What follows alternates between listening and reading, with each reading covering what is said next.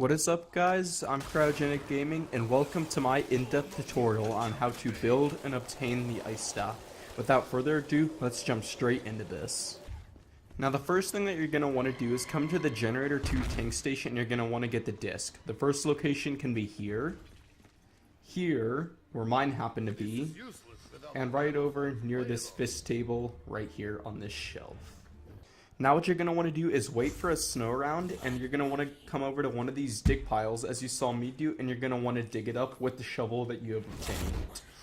There are 3 locations in which you may or may not find an ice staff part. The trenches, where you saw me do it just now, the main dig site, where the mound is, and by the church. So if you get lucky, you may or may not get an ice staff piece from one of those dig sites. Keep digging them in the area, and you may or may not get one. It is completely random whether you'll get one or not, and you can only dig these up on a snow round.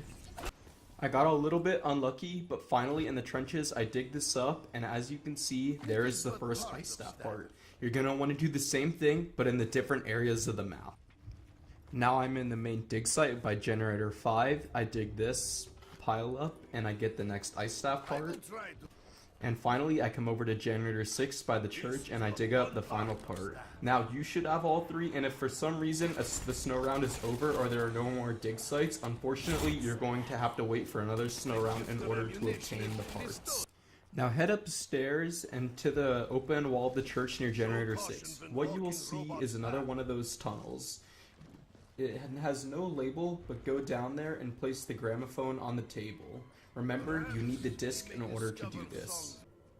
Once in the crazy place, head down to the blue pedestal and pick up your crystal. Once you've done that, head back to the mound. Once you're in there, head over to the blue pedestal and hold square or X to craft your ice staff. Congratulations, you have now obtained the ice staff and it is time to start upgrading it. Now head back into the crazy place. Look up and you will see the chamber puzzle. There are 6 panels with a symbol on it, and to your right you will also see a blue panel with a symbol on it. Like the fire staff, this blue panel will correlate with one of the symbols on the ceiling tile. So I know which one this correlates with. This empty circle will go with this arrow, and what you're going to need to do is repeat this except with the different tiles. I am not sure which each one correlates with, so I can't tell you, but I will put a link in the description so you can do that.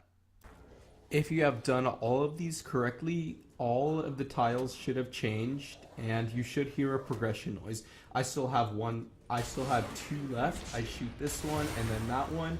I hear the progression noise, and now you're gonna exit the crazy place and move on to the next step.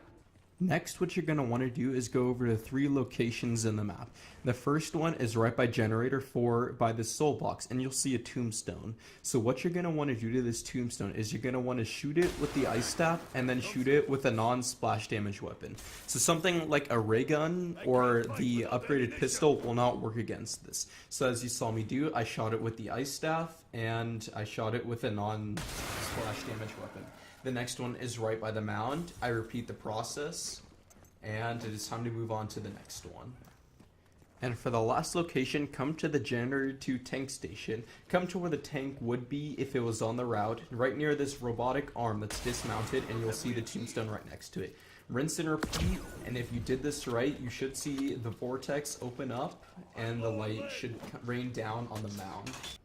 Once in the mound, just like the other staffs, what you're going to want to do is you're going to want to turn all of these panels to correlate the color of the staff that you are wielding.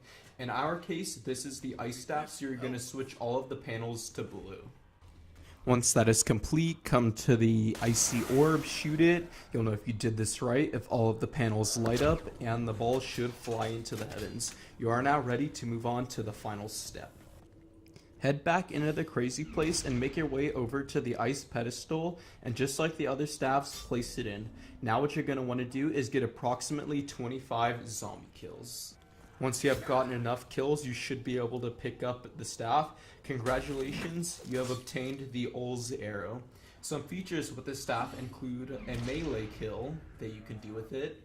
If you press left on the D-pad like the other staffs, you will be able to revive other players with a shot and kind of kill zombies. it has a better regular shot, and if you charge up the shot enough and release it, you will create an ice storm. Thank you for watching my in-depth tutorial on how to build and upgrade the ice staff. If you like this kind of stuff, be sure to please leave a like, comment, and subscribe so I know to do more of this. And I'm going to leave you with a little bit of gameplay with the ice staff. I'm Cryogenic Gaming, and have a great day. See you in the next one.